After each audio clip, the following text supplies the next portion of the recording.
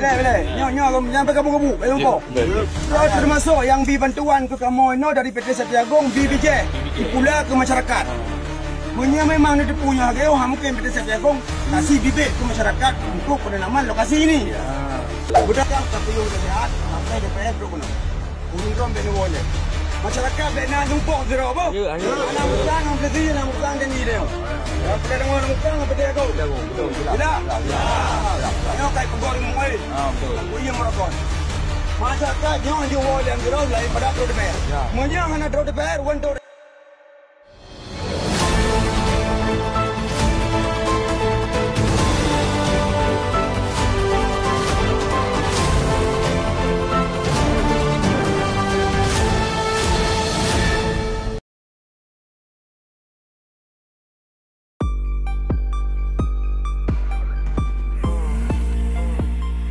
Ketegangan kembali mencuat di Gerudong Pase, Kecamatan Bayu, Kabupaten Aceh Utara, Kamis 8 September 2025.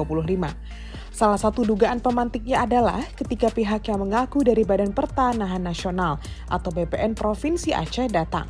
Kabarnya untuk melakukan pengukuran lahan sawit di area yang sedang bersengketa antara warga dengan PT Setia Agung. Melalui satu rekaman video yang diterima redaksi modusaceh.com memperlihatkan terjadinya perdebatan panas antara Muhammad Sulaiman alias Ule Bara, mantan kombatan Gerakan Aceh Merdeka atau GAM sekaligus tokoh masyarakat setempat, dengan Sofian yang disebut sebagai Humas PT Setia Agung. Keduanya terlibat adu argumen mengenai awal mula lahan dan klaim perusahaan terhadap wilayah yang sejak lama telah dikelola masyarakat. Dalam video tersebut, Ule Bara terlihat menenangkan warga agar tidak bertindak anarkis, sambil meminta semua pihak menunggu kehadiran anggota Dewan Perwakilan Rakyat Kabupaten atau DPRK Aceh Utara yang disebut sedang dalam perjalanan ke lokasi. Beberapa saat kemudian, Ketua DPRK Aceh Utara Arafat Ali bersama Ketua Panitia Khusus atau Pansus Hak Guna Usaha atau HGU dan Industri Tajudin tiba di lokasi. Saat itu Tajudin mengaku telah mengirim surat kepada BPN Provinsi Aceh meminta agar pengukuran ditunda karena berpotensi memicu konflik terbuka. Esok harinya, Jumat 20 September 2025, Ule Bara mengkonfirmasi bahwa proses pengukuran memang dihentikan setelah ada intervensi dari DPRK Aceh Utara menyusul permintaan masyarakat. Ia menjelaskan, saat kejadian awal 4 unsur hadir di lokasi yaitu PT Setia Agung, BPN, TNI Polri, namun belum ada anggota DPRK. Peran Sofian, kata Ule Bara, lebih sebagai pendamping BPN meskipun ia menilai Sofian sangat memahami riwayat kepemilikan lahan di wilayah tersebut. Ule Bara juga mengungkap, masyarakat pernah sekali atau 1 bulan yang lalu diundang ke DPR Aceh Utara, namun hingga kini belum ada perkembangan lebih lanjut dari pihak Dewan. Ia menegaskan, masyarakat berharap agar DPRK, Bupati, Gubernur Aceh, DPRA, hingga DPR RI ikut turun tangan jika tidak ada penyelesaian yang memadai. Menurutnya, klaim perusahaan sangat tidak berdasar, sebab warga telah mengelola lahan tersebut jauh sebelum konflik dan kembali menggarapnya setelah perjanjian damai tahun 2005. Sekarang saat damai mau dirampas hak rakyat, padahal jelas-jelas 1000% itu tidak berkaitan dengan HGU dan tidak pernah ada di lokasi itu, tegas Ule Bara. Masyarakat, lanjut Ule Bara, tidak pernah mengklaim lahan yang benar-benar milik perusahaan. Mereka hanya menjaga dan mengelola lahan yang telah mereka tanami sejak lama. Sayangnya, hingga kini Ketua Pansus HGU dan Industri DPRK Aceh Utara Tajudin serta Humas PT Setia Agung Sofian belum memberi pernyataan resmi dan menjawab konfirmasi dari pihak modusaceh.co terkait insiden tersebut. Persoalan ini sebenarnya bukan hal baru. Sengketa lahan antara masyarakat Gerudong Pase dengan PT Setia Agung telah berlangsung sejak beberapa tahun terakhir dan hingga kini belum menemukan jalan keluar. Sebaliknya, PT Setia Agung dikabarkan memiliki sertifikat HGU nomor 5 yang diterbitkan tahun 2016 dengan luas lahan kurang lebih 7.173,79 hektar dan berlaku sampai tahun 2040. Namun, masyarakat menuduh bahwa area yang dikuasai perusahaan ini jauh lebih luas dari yang jelas dikomunikasikan. Maka, konflik ini bolehlah disebut bukan hal baru.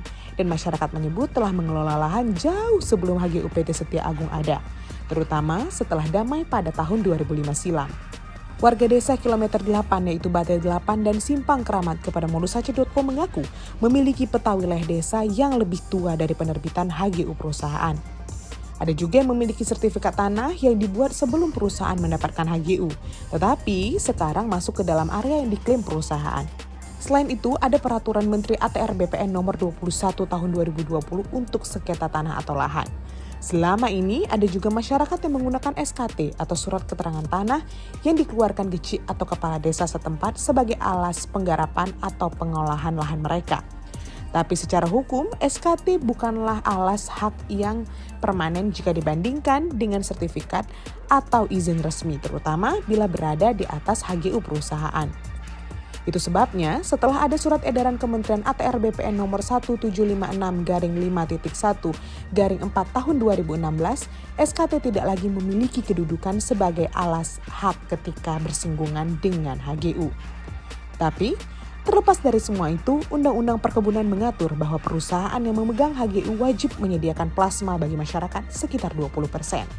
Namun, dari laporan masyarakat terungkap, janji plasma tersebut belum terrealisasi atau tidak jelas pelaksanaannya.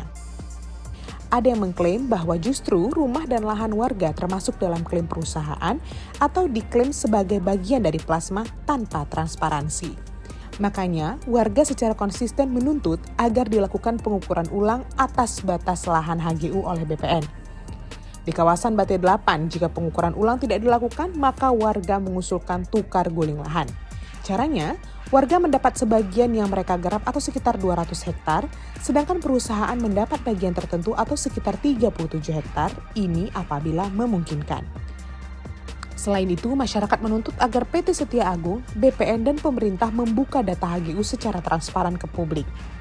Hal ini dimulai seperti peta batas koordinat, petok batas fisik, data pemegang izin, dan status keaktifan.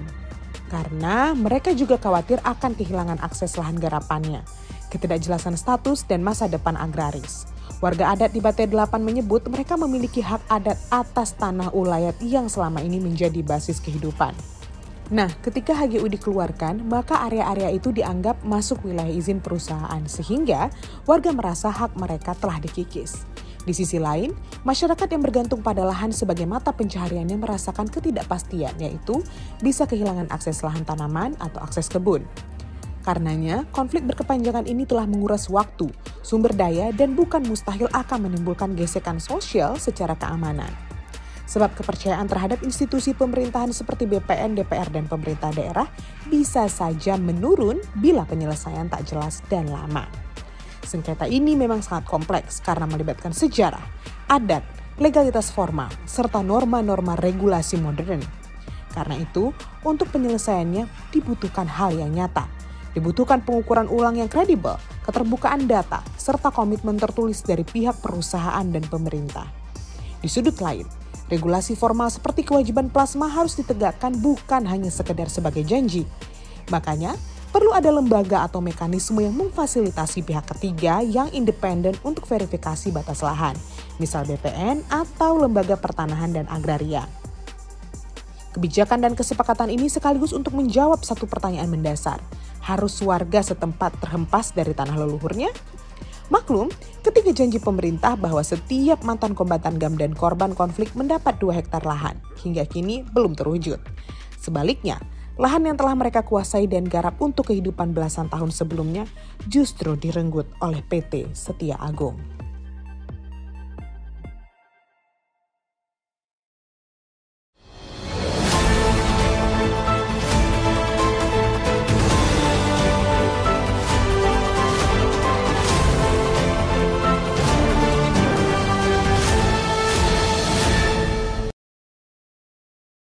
Jangan lupa like, komen, dan subscribe.